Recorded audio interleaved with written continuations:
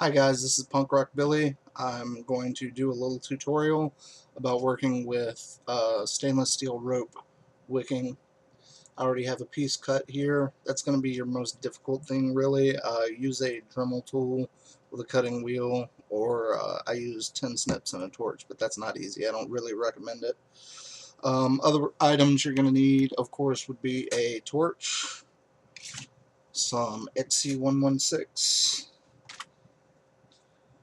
28 gauge Canthal, and for the purposes of this video I'll be installing it on an AGA.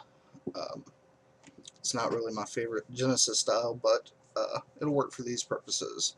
First, what you'll want to do, after cutting your stainless steel rope, this is actually a recycled wick I pulled out of one of my other units, so it's going to burn some juice off here when I clean it, but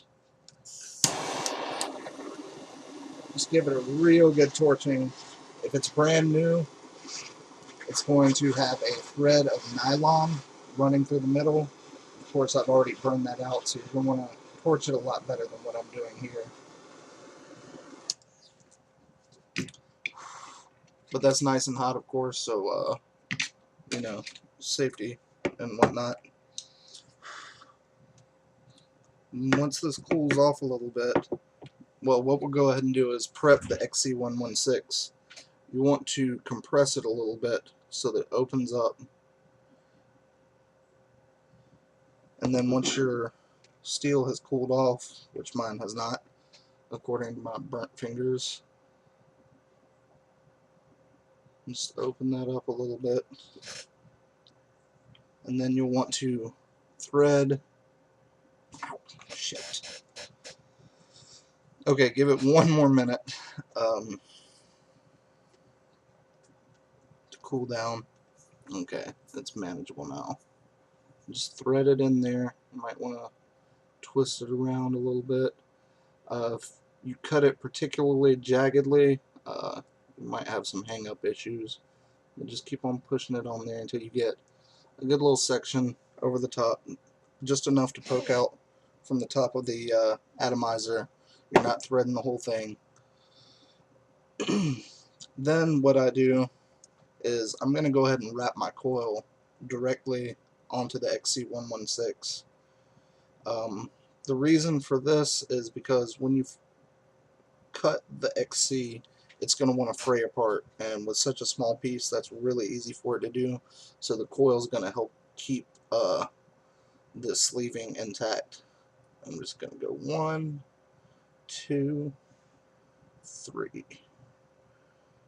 I'm shooting for about a 0.6 ohm coil here, so I'm just going to do a 3-2 wrap of 28 gauge. Make sure it looks pretty nice and straight there. Pull it up just a touch. And now that your coil is wrapped, it's time to break out the torch again.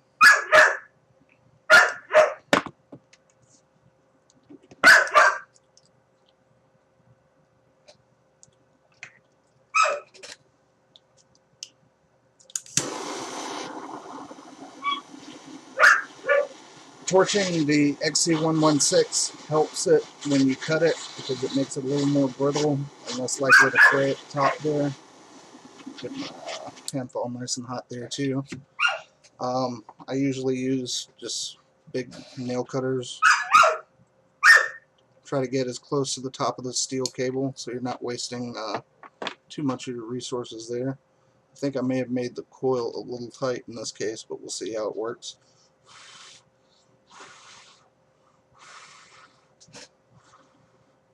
Again, don't burn your fingers.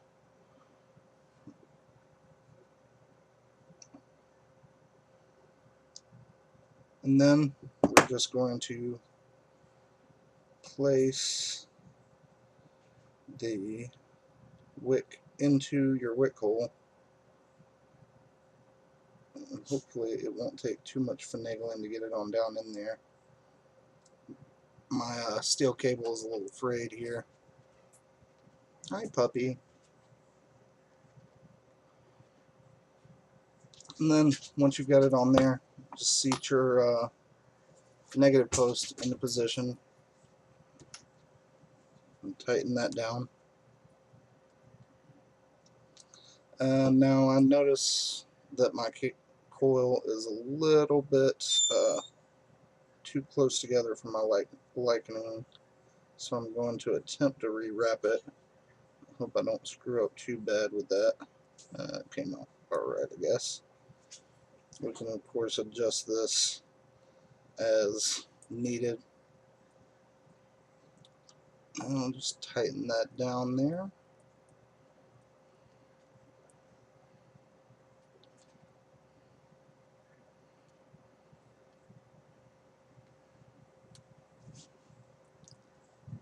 And should be good to go. You'll want to go ahead and trim off the excess wick at the top.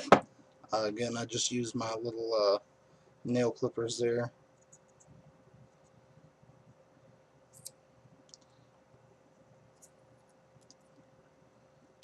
And depending on how far down you took the wick, you may have to trim some off the bottom there.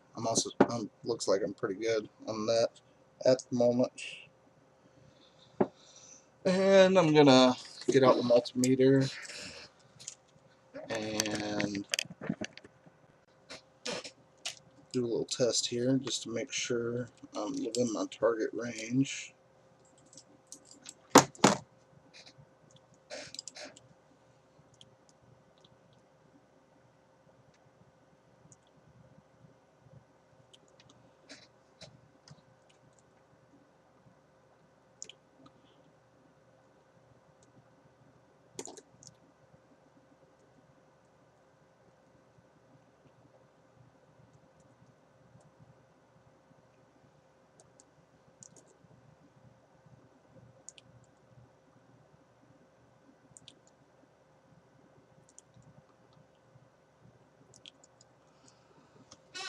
Looks like I'm at 0.7. That's good enough for my purposes. Make sure you've got everything tightened down nice and how you like it. And then break your little pieces off there.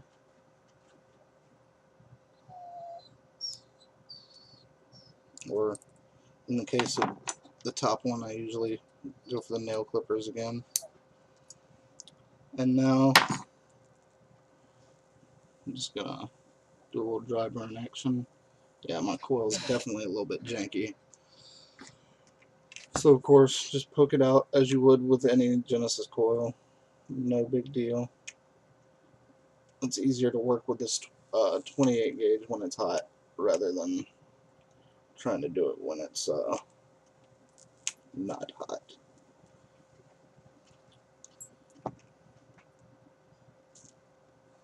And there we go. Burning nice and even. I'm not going to bother filling this with juice because I don't really like the atomizer. I just wanted to give you guys an idea of how to do it. Here's AGA T2 running the same configuration on top of the Nephilim, so I'm pushing 5.4 volts on a 0.6 ohm coil that's giving me 48.5 watts of vaping power.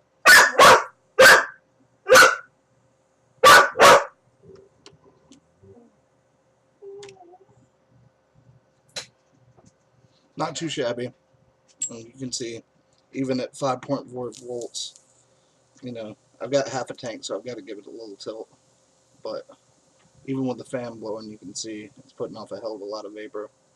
I hope this helped you guys out, and let me know if you have any questions in the comments or find me on Reddit. User Punk Rock Billy. Thank you.